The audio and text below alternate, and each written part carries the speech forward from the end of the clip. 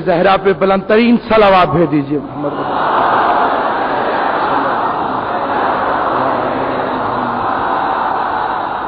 بیمار مومنین کی صحت یابی کے لیے اور مومنین کے وسعت رزق کے لیے ارواح مومنین پر رحمت کے لیے مل کے بآواز بلند صلوات بھیج دیجیے محمد صلی اللہ علیہ وسلم۔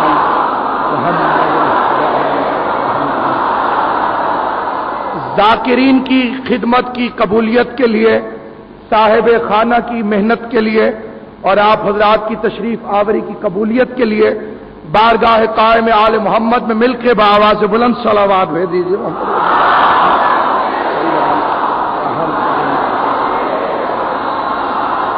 اعوذ باللہ السمیع العلیم من الشیطان اللعین الرجیم، بسم اللہ الرحمن الرحیم، الحمد للہ الذی ہدانا لہذا وما كنا لنهتدی لولا ان ہدانا اللہ لقد جاءت رسل ربنا بالحق والصلاة والسلام وعلى التحیات والاکرام علی سید اسلم ما فی الوجود سر اللہ فی کل موجود نقطۃ دائرۃ الوجود صاحب لواء الحمد والمقام المحمود خاتم لما سبق والفاتح لمن خلق المعلن الحق بالحق ابو القاسم محمد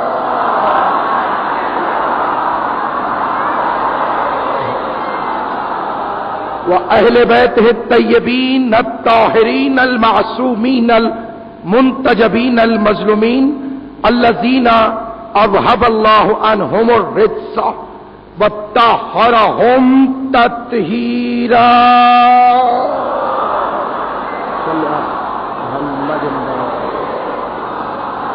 سیما بقیت اللہ المنتظر امام زماننا هذا روحی و ارواح العالمین للتراب المقدم الفدا عجل اللہ تعالی فرجہ الشریف وسہل اللہ تعالی مخرجہ الشریف ولعنت اللہ دائما باقیہ علی اعدائهم اجمعین۔ اما بعد قال سبحانہ وتعالی بسم اللہ الرحمن الرحیم انما یرید اللہ لیذہب عنکم الرجس اہل البیت وَيُطَهِّرَكُمْ تَطْهِيرًا۔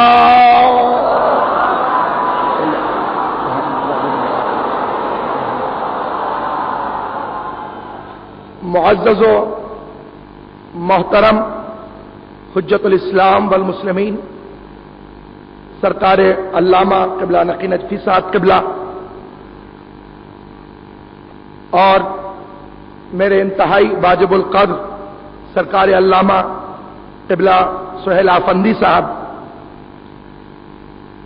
آفتاب ازا برادر عزیز قبلہ سید ندیم رضا سرور صاحب، قبلہ علی کوثر صاحب نجفی، مولانا برادر عزیز سرکار علامہ علی اصغر حیدری صاحب اور کائنات بھر کے تمام موالیان حیدر کرار کو حسین کا خالق آباد و شاد رکھے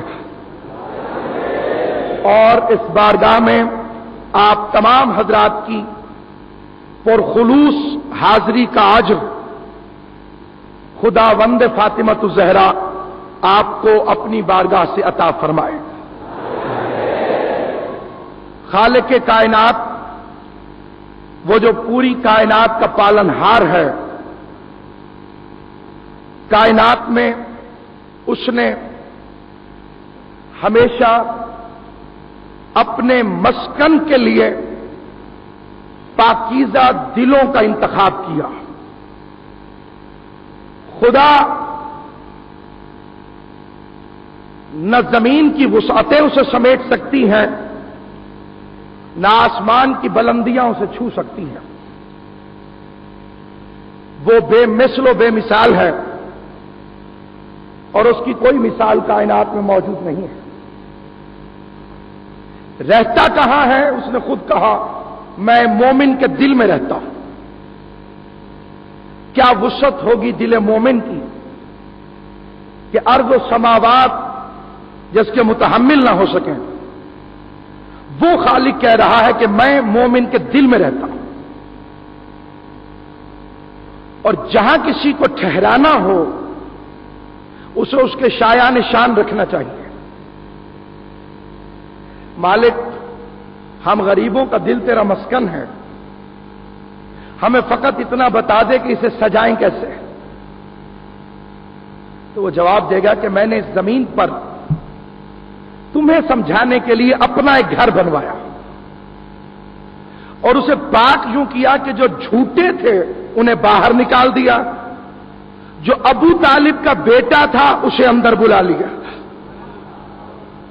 اب اگر خدا کے گھر کو پاک کرنا ہو تو جھوٹوں کو باہر نکال دو، علی کی محبت کو دل میں ڈال دو۔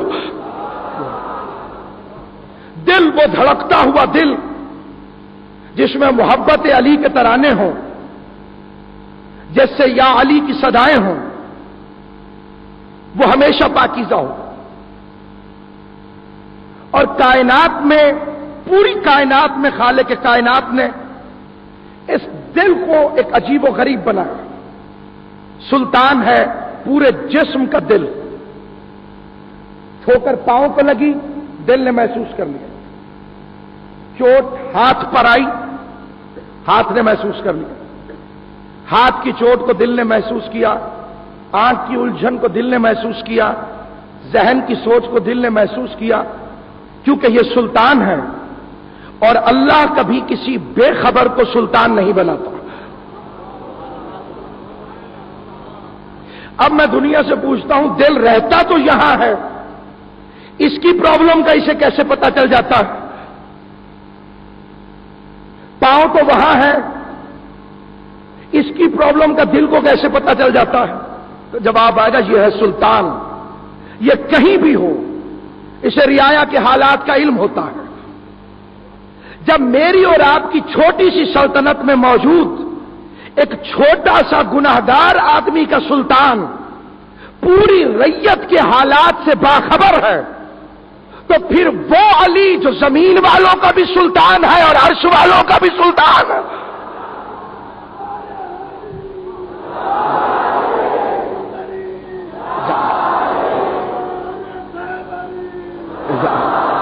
دنیا کہتی ہے کہ اللہ سے مانگو، وہ دیتا ہے، علی سے مت مانگو۔ مگر تو دنیا کو غلط فہمی ہوئی ہے، ہم نے تو علی سے کبھی مانگا ہی نہیں، ہم جب مانگتے ہیں خدا سے۔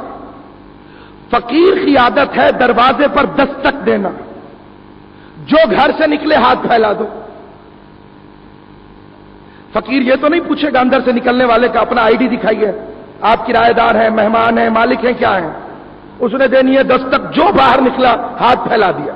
ہم کیا کریں؟ ہمیں خدا کے گھر سے علی کے سوا کوئی نکلتا ہوا نظر ہی نہ آیا، جاتے ہوئے نظر آئیں گے، باہر آتا ہوا کوئی نظر نہ آئے۔ اور اس نے طاہر رکھنے کے لیے کہا دل پاک ہوگا، طاہر ہوگا تو اس میں میں آؤں گا۔ میں اور طہارت کا ایک عجیب کنسپٹ ہے، میں نے کل بھی آپ کی خدمت میں عرض کیا تھا، اور آئے تطہیر کے عنوان میں آج مجھے موضوع سمیٹنا ہے، آپ سے یہ عرض کروں۔ دیکھیے، ہمیشہ خالق کائنات نے پاک کرنے کے لیے مختلف چیزیں رکھی، علماء کرام موجود ہیں، مجھ سے بہتر جانتے ہیں۔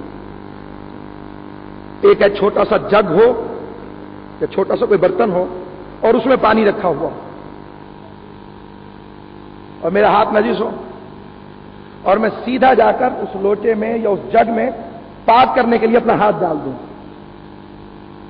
اور اب کسی عالم دین سے پوچھوں یہ پاک ہو گیا، تو کہیں گے آپ بے وقوف ہیں، آپ نے اس لوٹے کے پانی کو بھی نجس کر دیا، کیونکہ اس کی وسعت ہی اتنی نہیں تھی کہ وہ اس نجاست کو پاک کر سکے۔ وہاں سے نکلا، کسی مدرسے یا مسجد کے سامنے ایک حوض بنا ہوا تھا، اور میں نے نجس ہاتھ اس حوض میں ڈال دیا، اور اب علماء سے پوچھا یہ حوض بھی نجس ہو گیا؟ تو مجھے بتائیں گے کہ اس کی وسعت زیادہ ہے، ہاتھ اس میں ڈال دینے سے یہ پانی نجس نہیں ہوا بلکہ تمہارا ہاتھ پاک ہو گیا۔ اور میں ان سے پوچھوں گا یہ کبھی نجس نہیں ہوتا؟ تو کہیں یہ نجس ہوتا ہے جب اس کا رنگ بدل جائے، جب اس کا ذائقہ بدل جائے، جب اس کی خوشبو بدل جائے۔ اور سب سے بڑی طہارت ہوتی ہے سمندر کی۔ اس میں ہاتھ ڈال کر کوئی کہہ سکتا ہے کہ سمندر نجس ہو گیا؟ تو کہیں گے یہ تو سمندر ہے، اس کی وسعت ایسی ہے، اس میں پوری جہان کی نجاستیں ڈال دو، خود بھی پاک رہے گا، نجس کو بھی پاک کر دے گا۔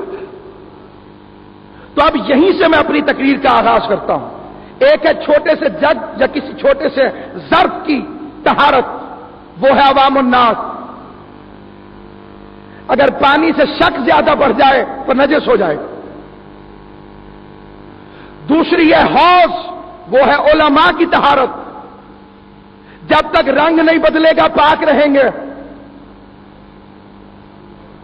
جب تک خوشبو نہیں بدلے گی پاک رہیں گے، جب تک ذائقہ نہیں بدلے گا پاک رہیں گے، جب رنگ پہ امیر شام کے ڈالروں کا رنگ چڑھ جائے، جب خوشبو میں سقیفہ کی بدبو شامل ہو جائے، جب ذائقے میں یا علی مدد کی مخالفت ہو جائے،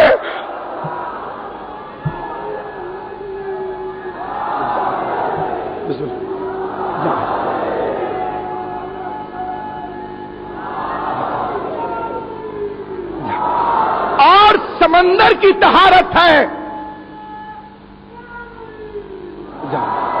اہل بیت کی طہارت۔ اب کوئی صاحب جائیں سمندر پہ، میں پاک ہونے جا رہا ہوں، ساحل پہ بیٹھے رہیں ساری رات، صبح واپس آ جائیں، کیا وہ پاک ہو گئے؟ ساری دنیا کہے گی قریب بیٹھنے سے کوئی پاک تھوڑی ہوتا ہے، قریب بیٹھنے سے کوئی پاک نہیں۔ تو حضرت عزیر اللہ کے نبی تھے، موت کے بارے میں خیال ذہن میں آیا، اللہ نے موت طاری کر دی، ان پر بھی گدھے پر بھی جس پر وہ سوار تھے۔ ایک ہی مقام پر 100 سال تک گدھا بھی مردہ پڑا رہا، نبی بھی مردہ پڑا رہا، ایک مقام پر 100 سال بعد اٹھے، نبی نبی کا نبی تھا، گدھا گدھے کا گدھا تھا۔ تو پتا چلا مرنے کے بعد کی قربتیں فائدہ نہیں دیتی جب تک اصل ٹھیک نہ ہو۔ جتنا عرصہ پڑے رہے، آج تک بھی پڑے رہتے تو اسی طرح سے پڑے رہتے۔ اور یہی وجہ ہے کہ اہل بیت سمندر ہیں، خود پاک رہتے ہیں اور جو قریب ہو جائے اسے پاک کرتے ہیں، لیکن جو چلا جائے ان کی گہرائی کو دیکھنے کے لیے وہ نشیری کی طرح غرق ہو جاتا ہے، اور جو حدوں کے اندر رہے وہ مومن کی طرح پاک بھی رہتا ہے، بے عیب بھی رہتا ہے، صاف بھی رہتا ہے۔ لیکن جو کنارے کے باہر کھڑا ہوا ہے وہ کبھی پاک نہیں ہو سکتا، جو حد سے آگے بڑھ جائے وہ کبھی زندہ نہیں رہ سکتا۔ لہذا وہ حد اعتدال استعمال کیجئے کہ نہ آپ اس کے توسل سے دور رہیں اور نہ گہرائی میں جانے کی کوشش کریں، اس لیے کہ علی کو سمجھنے کا دعویٰ کرنے کے لیے یا خدا ہونا چاہیے یا رسول خدا ہونا چاہیے، اور یہ میرے علی کا ایک عجیب معجزہ ہے۔ رسول خدا نے فرمایا اللہ کو نہیں پہچانا سوائے میرے اور علی کے، اور پھر فرمایا مجھے نہیں پہچانا سوائے اللہ کے اور علی کے، اور پھر فرمایا کہ نہیں پہچانا علی کو سوائے خدا کے اور میرے۔ آپ خود فیصلہ کیجئے گا، علی تو اس ہستی کو کہتے ہیں جسے پہچاننے کے لیے علی سے بڑے چاہیے۔ خدا کو دو چھوٹوں نے پہچان لیا، ایک علی ایک نبی، نبی کے پہچاننے کو ایک بڑا ایک نبی سے چھوٹا، لیکن جب علی کی باری آئی تو کسی چھوٹے کا کام نہ چلا۔ قد بونا ہو تو علی کی فضیلتوں کو ناپنے کی کوشش نہ کرنا، اس لیے کہ علی ہر ایک کی سمجھ میں نہیں آ سکتا۔ اسی لیے خالق کائنات نے طہارت کا انتظام کیا، اور کس شان سے انتظام کیا؟ اس شان سے کہ جب اس نے اپنا بیت بنوایا تو اس کے لیے ابراہیم سے کہا طہر بیتی، میرے گھر کو پاک رکھنا۔ جب بیت کی طہارت ہو تو ابراہیم پاک رکھتا ہے، جب اہل بیت کی طہارت کا وقت آیا تو یطہرکم تطہیرا، اسے ابراہیم پاک رکھے گا، اسے خود اللہ پاک رکھے گا۔ اب بیت اتنا پاک رہے گا جتنی ابراہیم کی طاقت ہے، اہل بیت اتنے پاک رہیں گے جتنی خود رحمان کی قدرت ہے۔ وہ ابراہیم کی طاقت کے برابر پاک، یہ اہل بیت کی قدرت کے مطابق پاک۔ اور اس نے کائنات میں جب اپنے بیت کو پاک کرنا چاہا تو اس نے کیا کیا؟ ابراہیم اور اسماعیل سے بنوایا۔ اور میں یہاں ایک سوال کر کے چھوڑ رہا ہوں، انشاءاللہ زندگی رہی تو کبھی عرض کروں گا۔ اس کو بلند کرتے کرتے جب تعمیر کر لیا تو اللہ نے اپنے نبی خلیل سے کہا مانگ جو مانگنا چاہتا ہے۔ کہ رب جعلنی مقیم الصلاۃ ومن ذریتی، پروردگار مجھے اور میری ذریت میں سے ایک قلیل نسل کو صلاۃ قائم کرنے والا بنا۔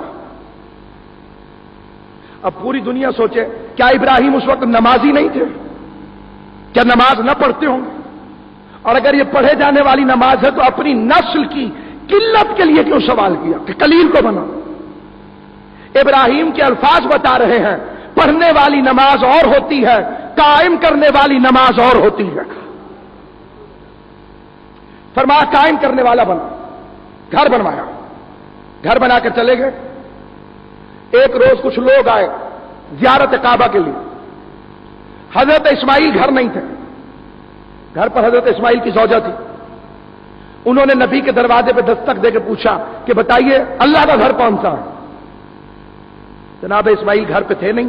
انہوں نے موقع کو غنیمت جانا، اللہ کے گھر کی بجائے اپنے بھائی کے گھر کی طرف اشارہ کیا، یہ ہے اللہ کا گھر۔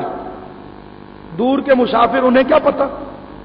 بی بی سمجھتی تھی کہ اللہ کا گھر بھی اینٹ گارے پتھر سے بنا ہے اور میرے بھائی کا گھر بھی اینٹ گارے پتھر سے بنا ہے، میٹیریل اس میں بھی وہی ہے، اس میں بھی وہی ہے۔ اس لیے کہ دو طبقے ہیں، ایک وہ ہوتے ہیں جن کی نظر نسبت پر ہوتی ہے، کچھ وہ ہوتے ہیں جن کی نظر میٹیریل پر ہوتی ہے، اور یہ دونوں عقیدے آپ کو قرآن میں مل جائیں گے۔ اللہ نے کہا تھا کہ سجدہ کرو، ابلیس نے کہا اسے کروں جو مٹی سے بنا ہے، بگڑ گیا، کہا نہیں کروں گا سجدہ، فرشتے سجدے میں گر گئے۔ اب جہاں بھی مٹی دیکھ کر آپ کو سجدہ کرتے ہوئے لوگ نظر آ جائیں، سمجھ لیجئے گا یہ فرشتہ صفت ہے، اور جو مٹی کو دیکھ کر سجدہ کرنے سے انکار کر دے سمجھ لیجئے گا ابلیس کی اولاد سے ہے۔ بسم اللہ جان، بسم اللہ بسم اللہ جان جان۔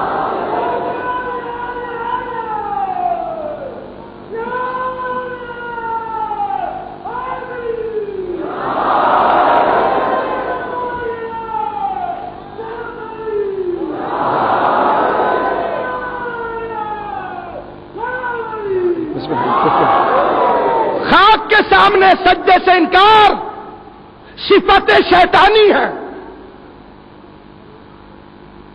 یہ شیطان کی صفت ہے۔ میں خاک پہ سجدہ نہیں کروں گا، میں خاک پہ سجدہ نہیں کروں گا، یہ اس میں صفت پائی جاتی ہے۔ اب اس نے یہ سمجھا کہ مٹی سے بنا ہے، کتنا بدبخت ہے۔ مفسر قرآن میرے سامنے قبلہ کعبہ تشریف فرمایا، آپ حضرات مجھ سے بہتر جانتے ہیں آدم ایک چیز سے تھوڑی بنے تھے، چار چیزوں سے، آگ، پانی، مٹی، ہوا۔ اس کمبخت کو ہوا پر اعتراض نہیں تھا، پانی پر اعتراض نہیں تھا، آگ پر اعتراض نہیں تھا، ان تین کا ساتھ دے رہا ہے، تراب کی دشمنی کر رہا ہے۔ اللہ نے اسی دن سے قانون بنایا کہ میں تو تراب کے دشمن کو بھی نہیں بخشتا ہوں، ابو تراب کے دشمن کو کیسے چھوڑ سکتا ہوں؟ بسم اللہ مخالفت کیجیے۔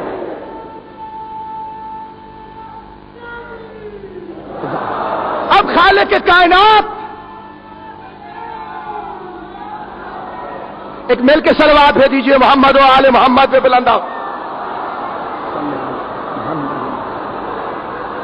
حصول خیر و برکت کے لیے تمام حضرات مل کے صلوات بھیج دیجیے محمد و آل محمد۔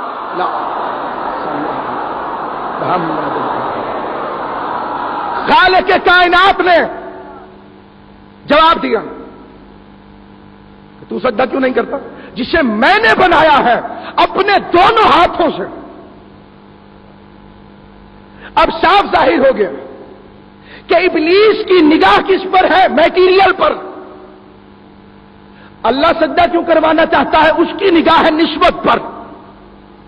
ابلیس یہی چیختا رہا، مٹی سے بنا ہے، میٹیریل مٹی ہے، میں آگ سے بنا ہوں، مٹی نیچے کو جاتی ہے، آگ اوپر کو اٹھتی ہے، یہ اس کا قیاس تھا۔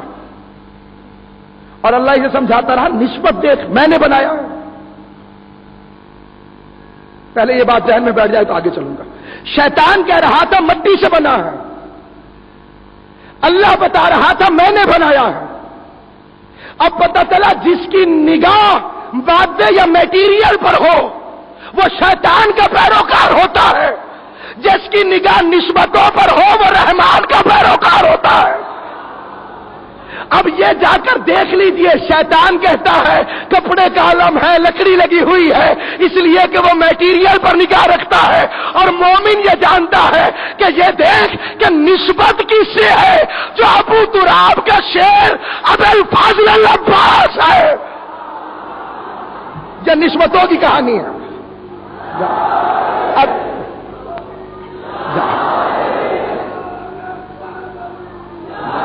ظاہر بینوں کی نظر میٹیریل پر، اب اس کی نگاہ بھی میٹیریل پر تھی کہ میرے بھائی کا گھر بھی اینٹ گارے پتھر سے بنا ہے، اللہ کا گھر بھی اینٹ گارے پتھر سے بنا ہے، کچھ فرق نہیں ان دونوں میں، ایک ہی جیسے ہیں بالکل۔ اشارہ کیا، وہ غریب مسافر پردیسی طواف کر کے واپس چلے گئے۔ اللہ نے اسماعیل کو خبر دی، اسماعیل آج تیری بیوی کی غلط بیانی کی وجہ سے لوگ آئے تھے اور میرے گھر کی بجائے آپ کی بیوی کے بھائی کے گھر کا طواف کر کے چلے گئے۔ نبی رنجیدہ ہوا، پریشان ہوا۔ اللہ نے کہا اسماعیل تجھے گھبرانے کی ضرورت نہیں ہے، میں تجھے اس کا بندوبست دوں گا، میں اس کا طریقہ بتاؤں گا۔ مالک بتا، کہا ایک چادر لے، اپنی ماں کی چادر، رنگ جس کا کالا، وہ ڈال دے میرے گھر کے اوپر۔ کیوں؟ تاکہ دنیا کو پتا چلے جو بیت ہے وہ چادر کے نیچے ہے۔ ابھی بھی مولا آپ کو لے جائے، حرم اور ہے بیت اور ہے۔ حرم ہے چاروں طرف، سارے پہ کپڑا تھوڑی ہے، سارے پہ چادر تھوڑی ہے، چادر ہے صرف اس کالے سے مکان پر، کیونکہ وہ ہے بیت۔ اللہ نے کہا چادر ڈال بیت کے اوپر تاکہ دنیا کو پتا چلے کہ جو چادر کے نیچے ہے وہ بیت ہے، تاکہ آنے والوں کو پریشانی نہ ہو، تاکہ ڈھونڈنے والوں کی جستجو میں زیادتی نہ ہو، تاکہ دیکھنے والا اپنے دل کی نگاہ سے پہچان لے کہ جو چادر کے نیچے ہے وہ بیت ہے، جو چادر کے باہر ہے وہ حرم ہے، جو چادر کے نیچے ہے وہ بیت ہے، جو چادر کے باہر ہے وہ حرم ہے۔ نبی کے گھر میں بھی بڑا رش ہو گیا تھا، حرم اتنے ہو گئے تھے کہ معلوم نہیں ہوتا تھا حرم کون سے ہے، اہل بیت کون سے ہے۔ وہاں اللہ نے ہاجرہ کی چادر ڈلوائی، یہاں اللہ نے فاطمہ کی چادر ڈلوائی۔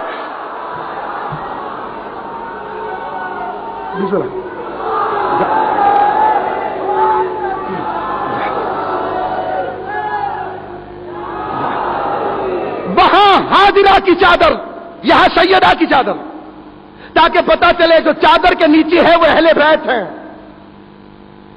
جو باہر ہے وہ حرم ہے۔ گھر کس کا؟ سیدہ کا۔ اچانک آ گئی شہزادی ام سلمہ، بی بی ام سلمہ، سلام ہو بی بی ام سلمہ پر۔ اس نے ایک طبقے کی نمائندگی کر کر قیامت تک کی زبانوں پہ تالے لگا دیے، یہ نہ کہے کہ ہم تو تھی نہیں، ہوتی تو ہم بھی چلے جاتے۔ باہر کھڑے ہوئے پوچھا یا رسول اللہ میں اندر آ جاؤں؟ پیغمبر نے اتنا خوبصورت جواب دیا، انک علی خیر، تو خیر پر ہے، اندر نہیں آ سکتی، قیامت تک کے لیے نتیجہ ہے، تو خیر پر ہے، اندر نہیں آ سکتی۔ میں کو یا رسول اللہ سیدھا کہہ دیں تو اندر نہیں آ سکتی، یہ کیوں فرما رہے ہیں کہ تو خیر پر ہے اندر نہیں آ سکتی؟ خیر پر ہے اندر نہیں آ سکتی، خیر پر ہے اندر نہیں آ سکتی، خیر پر ہے اندر نہیں آ سکتی۔ نبی تو ہمیں بتانے کے لیے آیا تھا، ہمیں پڑھانے کے لیے آیا تھا۔ اب کوئی نہ سمجھے تو اللہ اس کو سمجھے کہ اس کی سمجھ میں اب بھی نہ آیا۔ جب چادر تطہیر میں خیر والی نہیں آ سکتی تو شر والی کو داخلہ کیسے مل سکتا؟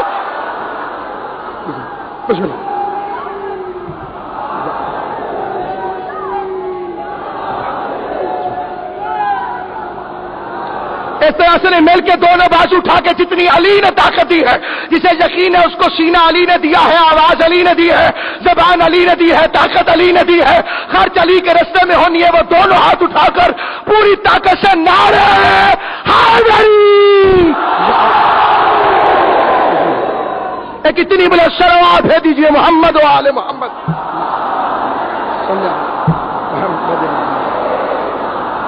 آپ خیر پر ہیں لیکن اندر نہیں آ سکتی، تو جو چادر کے اندر آنے کے مستحق نہیں ہیں وہ منبر پہ بیٹھنے کے مستحق کیسے ہو گئے؟ یہ چادر اوڑھنے کا مقصد کیا تھا؟ معاذ اللہ پیغمبر وقت پاس کر رہے تھے، پیغمبر وقت گزار رہے تھے، نہیں بتا رہے تھے یہ چادر ہے، سیدہ کی چادر ہے، اور ابھی دیکھنا خادم آ رہے ہیں، کہا تم موالی ہے اندر نہیں آ سکتی، تو خیر پر ہے اندر نہیں آ سکتی، موالی اور مولا ایک جگہ پر نہیں بیٹھ سکتے، نہیں آ سکتی اندر، چلی گئی، دنیا کو بتانا تھا چلی گئی، جبرائیل کی آواز آئی، پروردگار میں چلا جاؤں؟ میں کو جبرائیل تو فرشتوں کا سردار ہے، جہاں بیوی کو آنے کی اجازت نہیں ہے وہاں نوکر کیسے جا سکتا ہے؟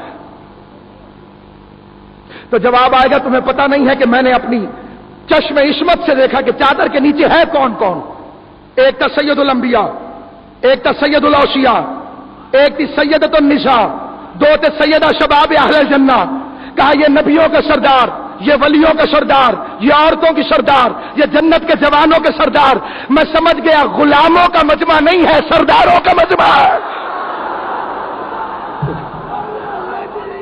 بسم اللہ بسم اللہ بسم اللہ، یہ غلاموں کا مجمع نہیں ہے۔ اب معلوم ہوگا کہ جو غلام ہے خبردار وہ اندر نہیں جا سکتا۔ یہ ہے سید الملائکہ، فرشتوں کا سردار، سردار ہوتا ہی وہی ہے جو علی کا غلام ہو، فرشتوں کا سردار، کہا میں اندر جا سکتا ہوں، اس لیے کہ ایک عہدہ ان کے پاس منیت کا تھا انسانوں کے لیے، وہ سلمان لے گئے، تو اب ایک سیٹ فرشتوں میں بھی نکلنی چاہیے، اس منیت کی منزل پر میں بھی آنا چاہتا ہوں۔ انسانوں میں منیت پر سلمان، فرشتوں میں منیت پر جبرائیل۔ غلام کو ضرورت نہیں ہے کہ اندر چلا جائے، اب اپنی سرداری ثابت کرو، پھر اہل بیت کہو اپنے آپ کو، صدقہ کھانا چھوڑو، پھر اپنے آپ کو اہل بیت کہو۔ اب یہ عجیب دو رنگی ہے، نہ صدقہ چھوڑتے ہیں نہ اہل بیت کہلانا چھوڑتے ہیں۔ رسول نے کہا آل محمد اہل بیت ہے، انہوں نے عربی کے آل کو انگلش کا آل سمجھ لیا، جتنے ہیں سارے۔ لیکن پہلے یہ تو الگ کر لو سردار ہو کے غلام ہو، اب یہ کیسے پتا چلے؟ یہ دیکھنا ہو تو مدینے کی گلی میں دیکھ لو، بچے کھیل رہے تھے، حسین نے آواز دے کے کہا غلام کے بیٹے، ہمارے نہیں، یہ نہیں کہا ہمارے غلام کے بیٹے، اگر کسی کتاب میں مل بھی جائے گا تو یہی ملے گا غلام کے بیٹے، خاندان بتایا غلام کے بیٹے۔ گھر میں قبلہ یہ تربیت ہوتی تو بچے کو برا کیوں لگتا؟ مثلا ہمارے گھروں میں بچے کو لوریاں دیتے ہوئے سمجھایا جاتا ہے تو علی کا غلام ہے، تو علی کا غلام ہے۔ اب اگر اہل بیت میں سے کوئی غلام کہتے اسے خوشی ہوگی، حیران نہیں ہوگا۔ اب کیونکہ گھر کی تربیت اس سے بالکل مختلف تھی اور بچہ غلط تھا بھی نہیں، منبر پہ میرا باپ بیٹھا ہے، ہم غلام کے لڑکے کیسے ہو سکتے ہیں؟ تخت ہمارے پاس ہے، اس کو بچے کا انصاف صحیح ہے کہ تخت پر تو سردار کو بیٹھنا چاہیے، ہم غلام ہیں تو تخت پر کیوں ہیں؟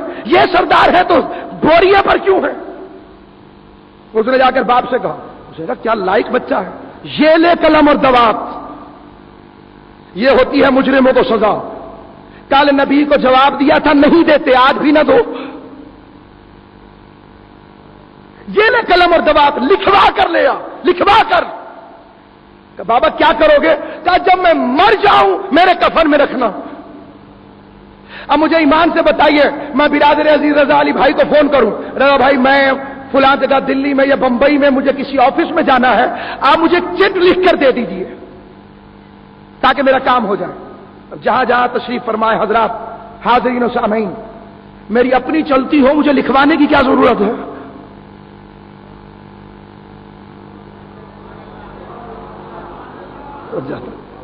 اگر اس آفس میں میری اپنی جان پہچان ہے، میں چٹ لے کر کیوں جاؤں گا؟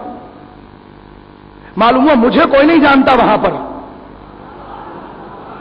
سوچ کے ماننا ماننے والوں، جسے خود کوئی نہیں جانتا وہ تمہیں کیسے بچوائے گا؟ اور چیٹ اپنے لیے لکھوائی ہے۔ کسی کتاب میں نے یہ کہا جو مجھے مانے اس کے لیے بھی لکھ کر دے دیجئے۔ میں کہتا ہوں پوری کائنات کے مسلمان بھائیوں سے، وہ کائنات کے کسی مذہب، کسی فرقے، کسی جگہ سے جس سے بھی تعلق رکھتے ہو، ان سب سے میں ایک بات کہوں گا، جسے مرضی مانیے، جسے مرضی تسلیم کیجئے، جسے مرضی آقا کہیے، جسے مرضی خلیفہ کہیے، جسے مرضی مولا کہیے، مرضیوں پر قید کی حدیں نہیں بیان کی جا سکتی ہیں، سوچوں کو پابند نہیں کیا جا سکتا ہے۔ اپنی سوچ جسے ماننے پر اجازت دے ضرور مانیے، لیکن میں ایک مسافر ہو کر آپ کی خدمت میں ایک التماس کروں گا کہ پہلے مشکلوں کو پتہ کر لیجئے کہ مشکل کس وقت پر آئے گی۔ مشکل زندگی میں نہیں آئے گی، مشکل جو اصلی شروع ہوگی پہلی مرنے کے وقت، دوسری قبر کے اندر، تیسری حشر کے اندر۔ موت مشکل ہے، قبر مشکل ہے، حشر مشکل ہے، موت مشکل ہے، قبر مشکل ہے، حشر مشکل ہے۔ اپنے کسی پیر کا نام بتاؤ جس نے ماننے والوں سے کہا ہو مجھے مانو جب مرو گے میں آؤں گا، مجھے مانو تمہاری قبر میں آؤں گا، مجھے مانو تمہیں بچانے میں حشر میں آؤں گا۔ عقل کے ناخن لو، جو زندہ نبی کی مدد کو نہیں آیا وہ مردہ امتی کی مدد کو کیسے؟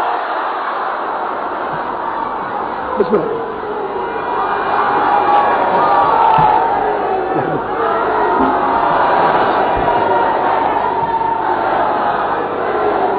ایسے نہیں، دونوں ہاتھ اٹھا کر پوری کلیجے کی طاقت کے ساتھ، زبان کے ساتھ دل بولو، علی مال علی مال علی مال علی مال علی۔ ہاتھ اٹھائیے پوری طاقت سے، جتنی مالا ہے طاقت ہے۔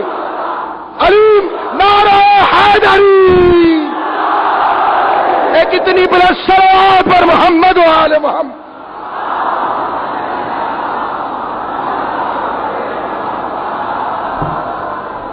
جائیے، وسعت قلبی سے کہہ رہا ہوں، انسانیت کی فلاح کے لیے کہہ رہا ہوں۔ قبر میں نہ میں نے آنا ہے نہ کسی اور نے آنا ہے، خود امتحان دینا، خود سوچو۔ اچھا چلو کسی پیر نے، کسی راہبر نے، کسی امام نے مذاق میں کہہ دیا ہو، سیریس بھی نہ ہو، ایسے بیٹھے بیٹھے خوش کرنے کے لیے روایتوں میں ہے، علماء اہل سنت والجماعت ہمارے بھائیوں نے تحریر کیا ہے کہ حضرت سلیمان بن داؤد کا تخت جا رہا تھا تو ایک چڑا اپنی چڑیا سے کہہ رہا تھا سلیمان کی کیا حکومت ہے، پر مارے اور تخت گرا دیں۔ حضرت سلیمان تو سن لیتے تو انہوں نے بلوا لیا، کہا تو نے یہ کہا؟ حضرت کہا سرکار بادشاہ ہیں آپ، بیویوں کے سامنے بھی کچھ نہیں کہنے دیتے۔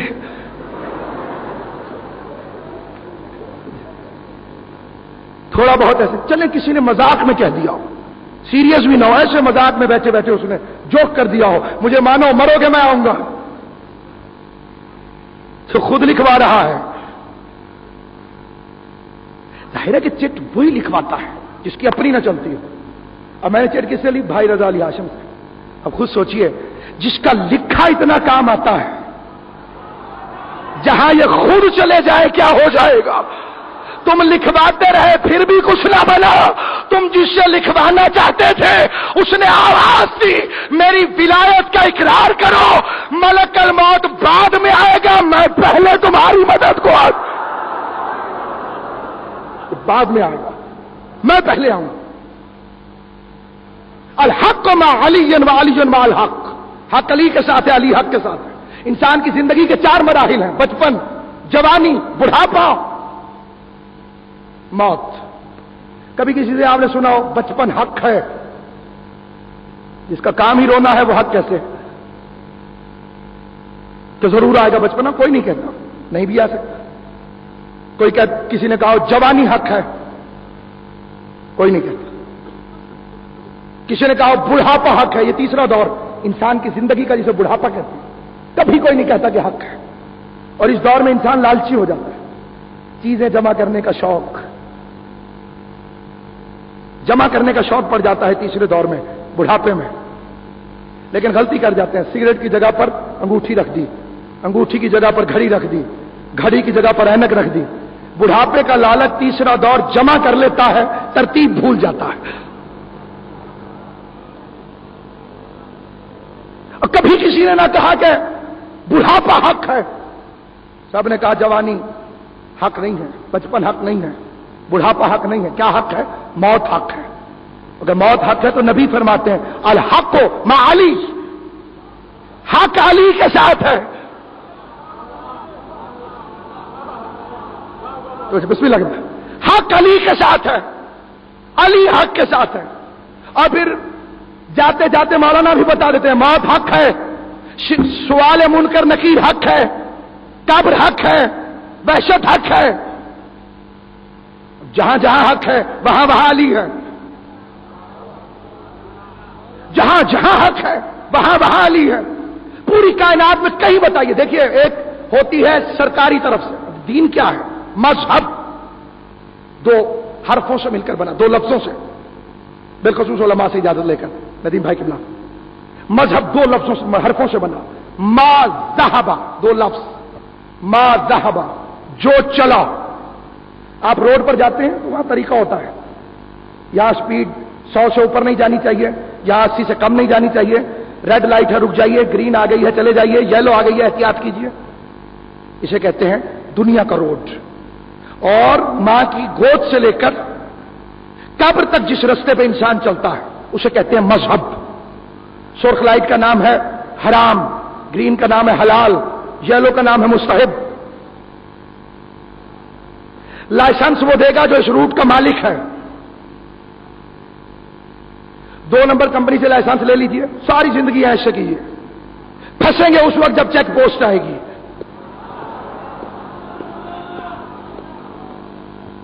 बीबी के सदके में किबला नदीम रजा सरवर साहब दुनिया के पहले से आखिरी कोने तक के जाकिर हैं, आप हजरात भी दुनिया देखते हैं। आप देखिए कि जब भी अब भी वो मुल्क, वो इलाके के जहां पर सोसाइटी में शराब पीना बुरा नहीं है, उन्होंने भी कानून बनाया था हर कोई पिए, ड्राइवर ना पिए। पूरी गाड़ी में जितने बैठे होते पिए, उनके लिए कोई बुरी बात नहीं है, इस्लाम तो नहीं है उनके पास। ड्राइवर ना पिए, क्यों? एक्सीडेंट हो जाएगा। ऐसे मुसलमानों से तो वो काफिर अच्छा है जो छोटी सी गाड़ी का स्टीयरिंग शराबी को नहीं देता।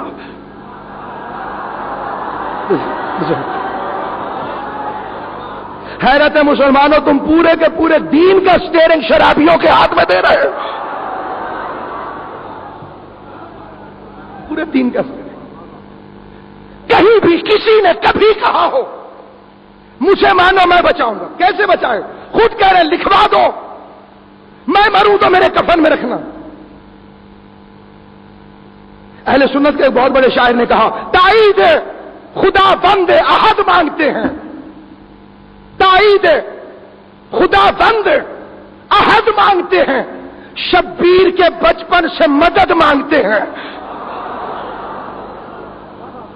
बड़ों को बाप की मोहब्बत पर यकीन नहीं है, बाप की मदद पर यकीन नहीं है, और उनके लिए कहा पूरी तवज्जो चाहूंगा चौथे मिसरे पर, यहां से लेकर ये ठाठे और मौजे मारता हुआ अहले बैत के मतवालों का समंदर के ताईद खुदा बंद अहद मांगते हैं, शब्बीर के बचपन से मदद मांगते हैं, शब्बीर के बचपन से मदद मांगते हैं, शब्बीर के बचपन से मदद मांगते हैं, शब्बीर के बचपन से मदद मांगते हैं।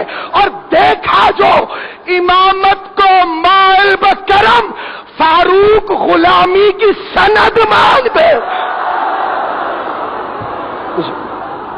मुझे लिख कर दे दीजिए, मैं गुलाम हूं, मुझे लिख दीजिए।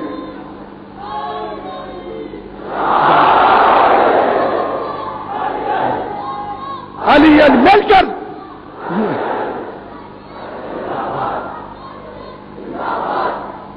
मिलकर हुसैनियत, हुसैनियत, यजीदियत, यजीदियत, دنیا کہتی ہے اب ان نعروں سے کیا فائدہ ہوگا، حسینیت زندہ باد، یزیدیت مردہ باد. تو میں نے پہلی تقریر میں کہا تھا پارٹی پوزیشن کلیئر ہوتی ہے. اللہ کے نبی تھے حضرت ابراہیم، نمرود نے آگ روشن کی، کہا اس میں جلا دو. اب 9 میل کے ایریا میں، علاقے میں آگ جلائی گئی، 9 میل کے ایریا میں. اب خود بتائیے اتنی دور تک آگ لگے گی، تپش کتنی دور جائے گی. انسان چلے گئے، جانور چلے گئے، سب بستیاں چھوڑ گئے. اتنی آگ ہے یہاں پر، کون جائے؟ ہر کوئی جا رہا ہے. اور معارج النبوہ میں لکھا گیا، اہل سنت بھائیوں نے لکھا کہ چھوٹا سا پرندہ جس کا نام ہد ہد ہے وہ آپ کی جانب اڑتا ہوا جا رہا تھا. ذرا منظر ذہن میں لائیے، سب جا رہے، ہد ہد آپ کی جانب. نزل جبرائیل، حضرت جبرائیل نازل ہوئے، رستے میں روکا، کہاں چلے؟ خدا کی قسم قلم نور سے رخسار حور پہ لکھنے کے قابل ہے ہد ہد کا جملہ. کہاں جا رہے ہو؟ آواز دے کے کہتا ہے آگ بجھانے جا رہا ہوں. کہاں جا رہے ہو؟ آگ بجھانے جا رہا ہوں. جبرائیل فرماتے ہیں جانتے ہو آگ بجھتی کس چیز سے ہے؟ کہتے پانی سے. جبرائیل فرماتے ہیں پانی کہاں؟ کہتے میری چونچ میں. توجہ چاہتا ہوں، آخری آدمی تک توجہ چاہتا ہوں. آپ بھی اگر بولیں گے تو داد پڑھنے والے کے لیے نہیں ہوتی ہے، ہمیشہ شہزادی کی بارگاہ میں جاتی ہے. کہاں جا رہے ہو؟ آگ بجھانے جا رہا ہوں. کس چیز سے بجھتی ہے آگ؟ کہتے پانی سے. جبرائیل فرماتے ہیں پانی کہاں ہے؟ کہتا میری چونچ میں. کہا حدود خیریت ہے؟ کہا کیسے؟ کہا ایک قطرے سے اتنی آگ کیسے بجھاؤ گے؟ قطرہ سمجھیے گا،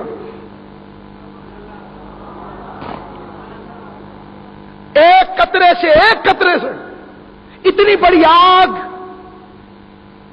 کیسے بجھاؤ گے؟ آؤ حسین کی مجلس میں، چلو حسین کے جلوس میں، کرو حسین کا ماتم، سوال کرو حسین کے بابا سے. اس لیے کہ مسجد میں مذہب کی قید ہے، حسین کے پاس مذہب کی کوئی قید نہیں ہے.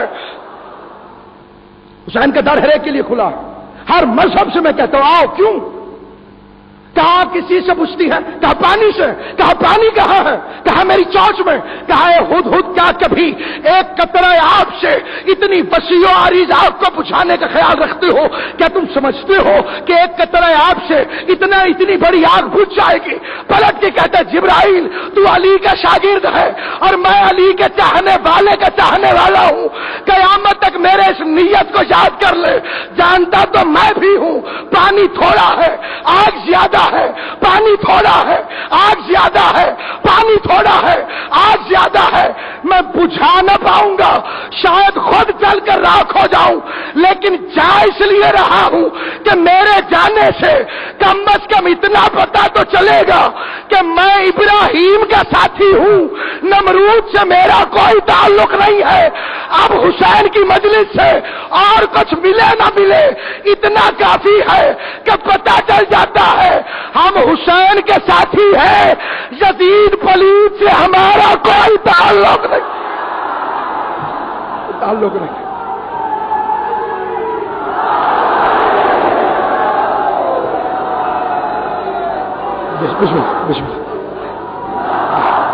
مل کے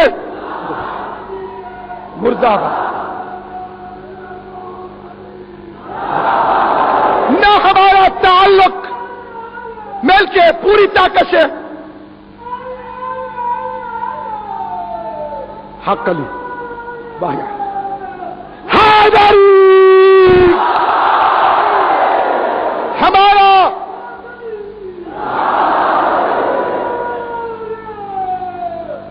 حیدری.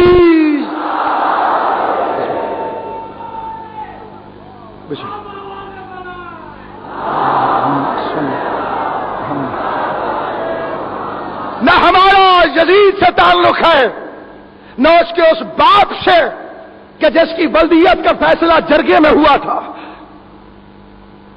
چوپال میں بیٹھ کر فیصلہ کیا تھا. کوئی تعلق نہیں ہے. شجرہ خبیثہ سے ہمارا کوئی تعلق نہیں ہے.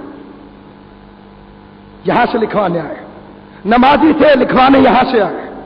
روزے دار تھے، لکھوانے غلامیاں ہیں، حج کیا ہوا تھا، نہیں کیا ہوتا تو بخن بخن کی صدائیں کیسے بلند ہوتی، نمازی نہ ہوتے تو کیسے کہتے میں سجدے سے سر اٹھا اٹھا کے دیکھ رہا تھا، حسین اپنے نانا کی پشت پر بیٹھا ہوا تھا، زکات دینے والے نہ ہوتے تو 280 انگوٹھیاں کیسے دیتے، جب علی کے لیے ایک انگوٹھی نازل ہو گئی تو 280 انگوٹھیاں دی۔ اسی لیے کسی نے کہا تھا ذکر علی بھی چاہیے ذکر نبی کے ساتھ، ورنہ کھلا فریب ہے یہ بندگی کے ساتھ، ذکر علی بھی چاہیے ذکر نبی کے ساتھ، ورنہ کھلا فریب ہے یہ بندگی کے ساتھ۔ حیدر کی ہمسری میں جو فیاض بن گئے ان کی نماز بھی گئی انگشتری کے ساتھ، نماز و 3 انگشتری، لکھوائی غلامی، بتایا نمازیں ہوں ان کی غلامی ضروری ہے، روزے کافی نہیں ہے ان کی غلامی ضروری ہے، قرآن کافی نہیں ہے، ورنہ نصارہ نجران کو رسول قرآن سناتے رہے تھے، بس میں آخری مرحلوں میں آ گیا، پوری توجہ، قرآن سناتے رہے کئی دن مناظرہ چلا، آخر اللہ نے کہا ان سے کہہ دے فقل تعالوا ندعو ابناءنا وابناءکم ونساءنا ونساءکم وانفسنا وانفسکم ثم نبتہل فنجعل لعنۃ اللہ علی الکاذبین، سے کہہ تم اپنے بیٹوں کو لاؤ ہم اپنے بیٹوں کو لائیں گے، تم اپنی بیٹیوں کو لاؤ ہم اپنی بیٹیوں کو لائیں گے، تم اپنے جیسوں کو لاؤ ہم اپنے جیسوں کو۔ اب نفس کا جو ترجمہ ہے اس میں علماء کو تھوڑی سی پریشانی ہے، کسی نے کوئی ترجمہ کیا کسی نے کوئی، قبلہ کعبہ کی موجودگی میں نفس کا ترجمہ قرآن سے پوچھتے ہیں کیا ہے، آیت لکھی ہوئی کل نفس ذائقۃ الموت، ترجمہ کیا ہے، ہر جان موت کا ذائقہ چکھے گی، پوچھنے کی ضرورت نہیں ہے، نفس کا ترجمہ سمجھ میں آ گیا جان، اللہ کہہ رہا ہے تم اپنی جانوں کو لاؤ میں اپنی جانوں کو لے کر آؤں، اب نبی کی جان بن کر کون گیا، میں اور کلیئر کر دوں، ہجرت کی شب سودا ہوا تھا، تجارت ہوئی تھی اللہ کی اور بندے کی،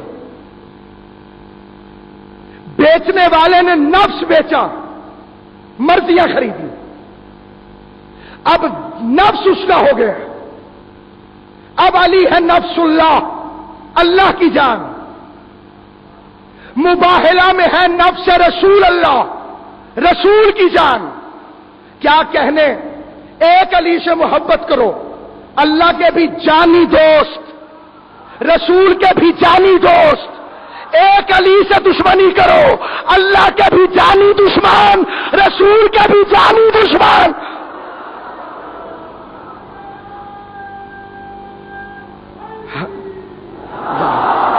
اپنی جان کے دشمن سے دشمنی اور نبی کے جان کے دشمن سے دوستی، اسی کو تو منافقت کہتے ہیں، اسی کو تو دوہرا پن کہتے ہیں، کہ جاؤ تم لے آؤ میں بھی لے آؤں، اللہ اپنے نبی کے ذریعے سے کائنات آدم و عالم کی تمام مخلوق کو پیغام دے رہا ہے کہ جہاں میرا قرآن مشکل کشائی نہ کر سکے وہاں پنجتن کی مدد لے کر جانا چاہیے، وہاں پنجتن کی مدد لو، وہاں محمد کو چاہیے، پیغمبر کو چاہیے علی کو لے کر جائیں، سیدہ کو، تب سنت رسول ہے، جب مشکلیں حل نہ ہوتی ہوں سیدہ کو لے کر جاؤ، اور آپ یقیناً بیدار ہیں، اور میں ہدیہ کر رہا ہوں آپ کی خدمت میں یہ جملہ، علی کو لے کر جاؤ، سیدہ کو لے کر جاؤ، حسنین کو لے کر جاؤ، کرو کیا، جھوٹوں پر لعنت، طے ہو گیا، جن پر لعنت ہوتی ہے وہ جھوٹے ہوتے ہیں، جو لعنت بھیجتے ہیں وہ سچے ہوتے ہیں، اور جو لعنت بھیجنے سے روکتے ہیں وہ لعنتیوں کے ماننے والے ہوتے ہیں، ورنہ روکنے کی ضرورت نہیں ہے، رستے میں حائل ہمیشہ اپوزیشن ہوتی ہے، سچوں کی سنت ہو گئی، جھوٹوں پہ لعنت بھیجو، مل کے چلے، سامنے عیسائیوں کے بڑے بڑے بزرگ عالم بیٹھے ہوئے تھے، سب سے بوڑھا آ کے بھویں لٹکی ہوئی سفید کہنے لگا میں نہیں دیکھ سکتا، تم دیکھ کر بتانا ساتھ کون لا رہا ہے؟ انہوں نے کہا کیوں؟ کہا اگر لایا صحابی تو مباہلہ کرنا، کیونکہ ساتھی یار کسی کو پیارے نہیں ہوتے، اور اگر لے آئے اپنے اہل بیت تو جھوٹا کبھی بچے نہیں مرواتا، اگر لے کر آئے اصحاب کرام کو تو مباہلہ کرنا، اگر لائے اہل بیت کو تو نہ کرنا۔ یہی ہوگا قیامت کے دن، اللہ فرشتوں کی ڈیوٹی لگائے گا، دیکھو کس کو لا رہے ہیں، پیلا پیلا بنا کر کسے لا رہے ہیں؟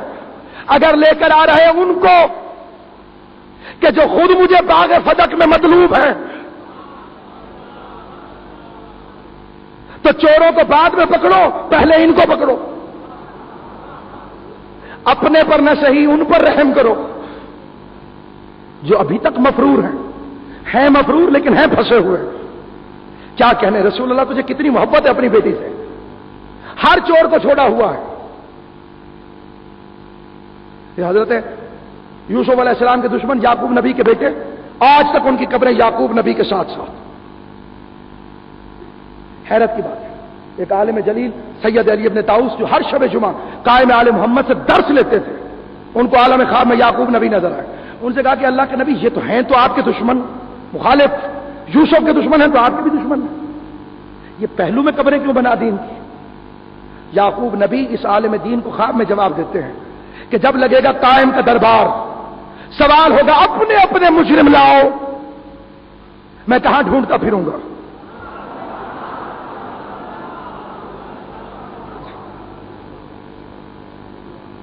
ایک لمحے میں پیش کر دوں گا، اسی لیے تو مشتبہ تھانے میں رات رہتے ہیں، کنٹرول میں رکھا ہوا سیدہ کے غاصبوں کو، اور اتنا مستقل کنٹرول میں۔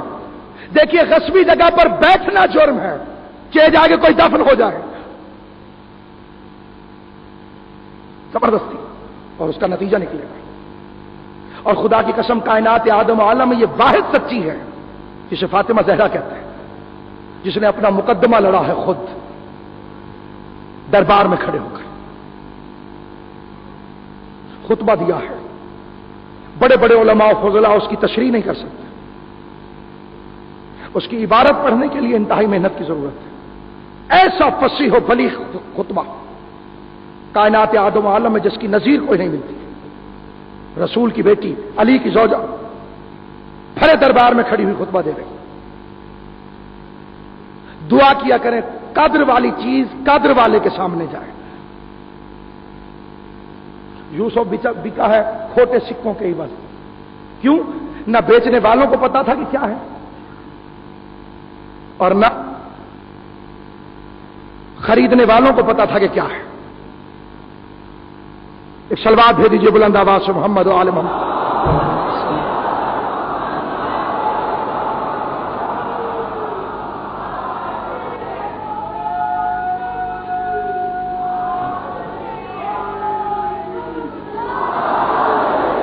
نہ پتا تھا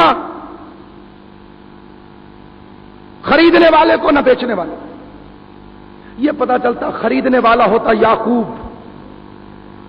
بیچنے والی ہوتی زلیخا، یا بیچنے والا ہوتا یعقوب، خریدنے والی ہوتی زلیخا، معلوم ہوتا کھوٹے سکوں کے عوض بکتا ہے یا اس کی قیمت کیا پڑتی ہے۔ قدر والی چیز قدر والے کے سامنے جائے۔ جیسے فاطمہ حق مانگنے گئی تھی، کاش منبر پہ بیٹھنے والا رسول ہوتا، پتہ چلتا کائنات لے کر آتی ہے یا سیاہ بال سفید کرا کے واپس آتی ہے۔ بڑے دکھ دیکھے ہیں اس بی بی نے، سب سے بڑی مشکل کشا ہے یہ بی بی۔ آپ کے چھٹے امام کا فرمان ہے، جب کوئی مشکل گھیر لے اور نکلنے کا رستہ نظر نہ آئے، وضو کر کے 2 رکعت نماز پڑھو، پھر خاک کربلا پہ ماتھا رکھ کے 100 مرتبہ کہو یا فاطمہ۔ خالی واپس نہیں لوٹائے گی، کیوں؟ اسے خالی لوٹنے کے درد کا پتہ ہے۔ کچھ بھی نہ پڑھا جائے، رونے کے لیے دو چیزیں کافی ہیں: ماں کا صحابی کے دربار میں جانا، بیٹی کا شرابی کے دربار میں جانا۔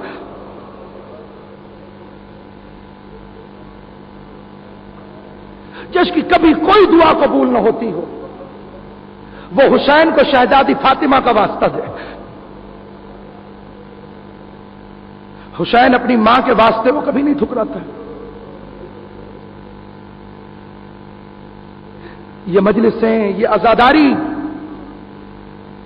یہ فاطمہ کے خزانوں کے منہ کھلے ہوئے ہیں۔ ایک مرتبہ بھیک مانگنے کا سلیقہ سیکھو، ایک مرتبہ معرفت کے ساتھ پہچان کے دیکھو، ایک دفعہ طہارت پر کل بھی یقین رکھو۔ جب آنسو آئیں تو اس سے مانگو۔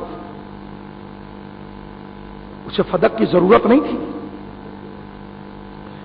وہ اپنے بابا کے دین کے لیے گئی تھی تاکہ بے دینوں کا تعارف ہو سکے، بے دینوں کے تعارف کے لیے گئی تھی۔ بہت دور نہیں تھا گھر سے دربار، پھر بھی علی نے 20 کناتیں لگوائی، 20 کناتیں وہاں تک چل کے گئی۔ سب جانتے تھے رسول کی بیٹی ہے، ابھی ابھی کچھ دنوں پہلے ہی دیکھا تھا، آتی تھی رسول کھڑے ہو جاتے تھے، مسند چھوڑ دیتے تھے، کسی تاریخ میں نہیں ہے خود بیٹھتے تھے یا نہیں بیٹھتے تھے، عالمین کا رسول کھڑا رہتا تھا۔ وہی دربار ہے، وہی منظر ہے، وہی فاطمہ ہے، البتہ تخت پر رسول نہیں ہے۔ روایتیں کہتی ہیں 4 گھنٹے کھڑی رہی،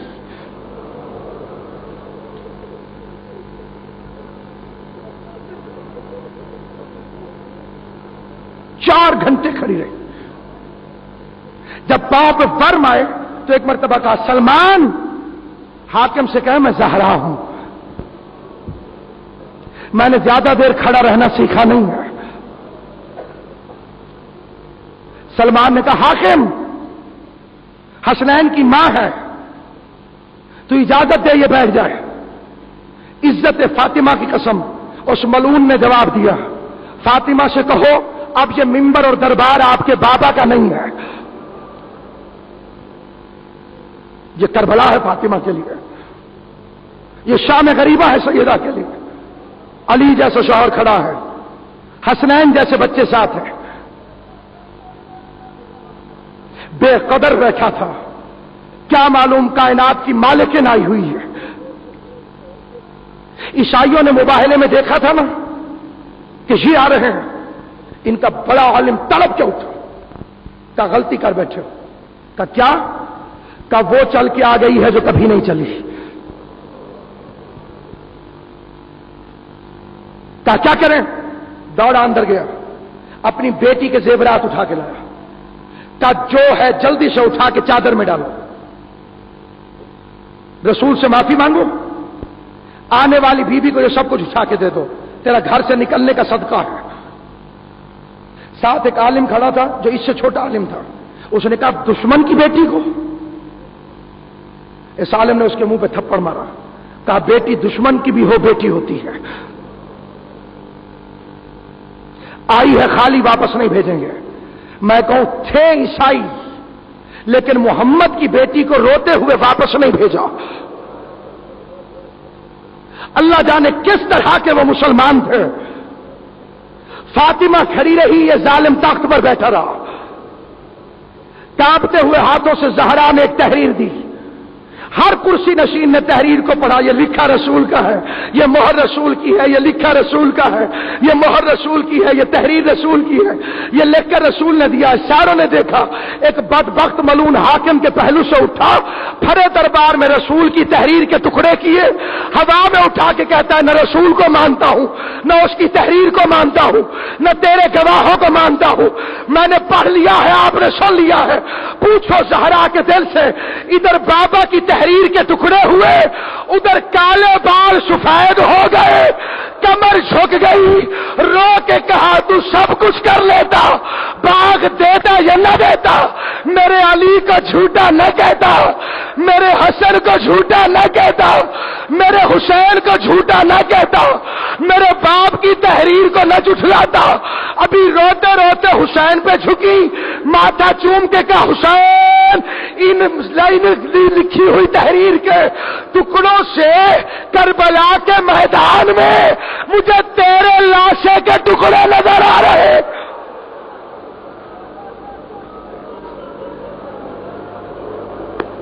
مجھے زینب کی چادر کے ٹکڑے نظر آ رہے ہیں۔ محنتوں کی وصولی کا دن ہے، مجھے ٹکڑے نظر آ رہے ہیں۔ علامہ قزوینی فرماتے ہیں گئی تھی 3 حالتیں، آئی ہے 3 حالتیں،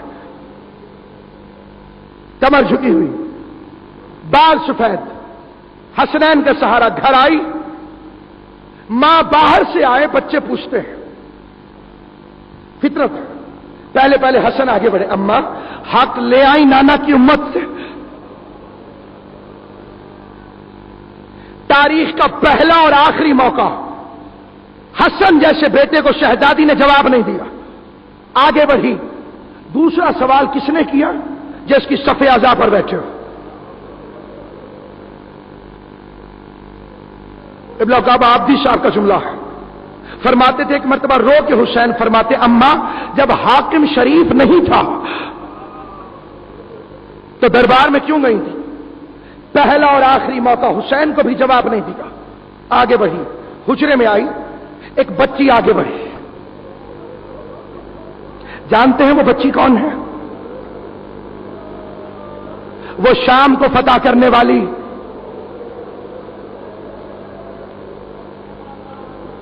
جس نے بھائی کے لاشے پہ کہا تھا حسین معاف کرنا، اماں سے شکایت نہ کرنا، سر پہ چادر نہیں رہی ورنہ کفن بنا کے پہنا جاتی۔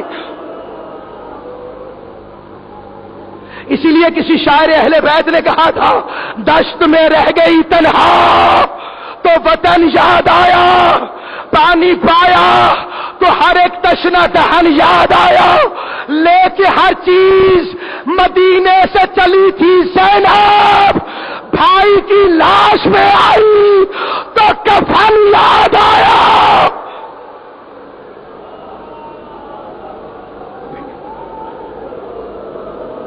ابھی تھوڑی دیر بعد جب میں کہوں گا تو اندھیرا ہو جائے گا۔ کیوں اندھیرا ہوگا؟ زینب روشنی میں نہیں آتی، وہ تو دن کی روشنی میں کبھی نانا کے روضے پر نہیں گئی ہے۔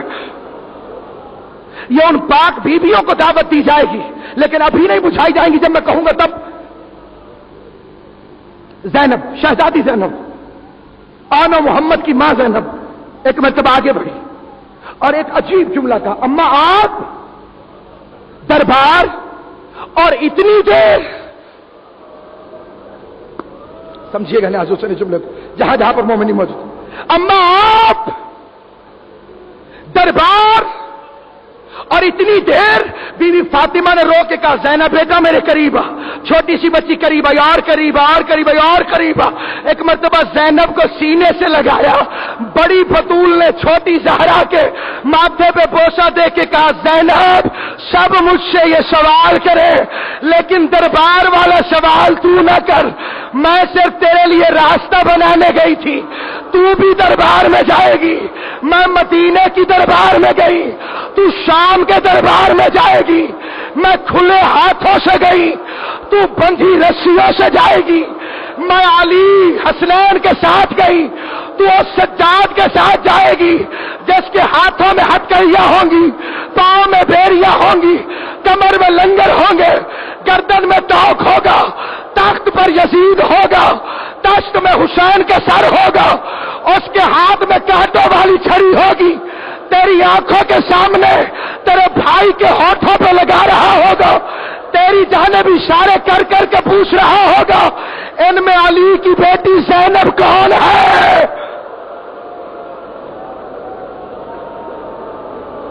جزاک اللہ، اجرکم اللہ، جعلکم اللہ من الباقین۔ مولا آپ کا شمار رونے اور رلانے والوں میں کرائے۔ عزاداران امام ایک مرتبہ شہزادی فاطمہ زہرا اب سارا دن اپنے بابا کو روتی ہے، اور ایک مرتبہ مدینے والے آ کے کہتے ہیں یا علی فاطمہ سے کہو رونے کا وقت مقرر کرے۔ اب میں مخاطب ہوں اپنی ماں سے اور اپنی بہنوں اور بیٹیوں سے، مجھے بتائیے کیا سیدہ فاطمہ اونچی آواز میں روتی ہوں گی؟ حجاب اس شہزادی سے در سے شرم لیتا، اونچی آواز میں نہیں روئی۔ پھر مدینے والوں کو کیسے پتا چلا؟ جب روتی تھی رسول کی قبر ہلتی تھی۔ زہرا کے بین سے رسول کی قبر ہلے، مومن کا کلیجہ کیوں نہ کانپے؟ بہن کرتی تھی کہ اس سے کہو دن کو روئے رات کو آرام کریں گے، رات کو روئے دن کو آرام کریں گے۔ یعنی اس دور کے انسان کو 12 گھنٹے کا رونا جائز سمجھتے تھے۔ پہلا امام بارگاہ بنا بیت الحزن، رونے کا گھر، سارا دن روتی رہتی، بابا کو روتی رہتی۔ ہم پھر بھی نہ روتے اگر تاریخ میں یہ ظلم لکھا ہوا نہ ہوتا۔ یہ بزرگوں کو مجھ سے بہتر پتا ہے، میں ان چھوٹے چھوٹے بچوں کو بتا رہا ہوں یہاں پہ بیٹھے ہوئے، دنیا کو بتا رہے ہیں 18 برس کی عمر میں